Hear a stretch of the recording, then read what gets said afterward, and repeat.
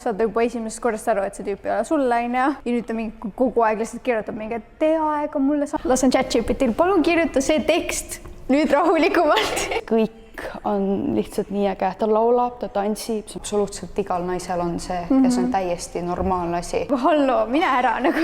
Taha sa kommenteerid. Palju veel? Ma ei taha küsida. Sellest oleks võinud saada hea asi. Häid asju sealt võib leida. Ma läheks lolliks seal, ma lähen sinna Mitch-poodi ja ma nagu sinna kohvikusse, ma nagu mingi ma tahan kõike. No seal ei ole nagu eestlased ainult. Just. Et seal on välismaalased ja see kohe, kui sa astud sinna sisse, täiesti teistmoodi. 15 ju. Ei vä? 12. Ei saa, võid teha 15. Ma juba tegin. Jumal, ei, väga tubli maa. Tasuta. See ei ole mingisugune ma tulen, võtan oma kaamera välja, siis lähen koju. Iga päev 2 videot. See on rits. Ma ei tee ühtegi pilti. Just, see on nii äge. Ja ma ei filmi midagi ja ma olen üksinda. See on seda väärt ikka, vä?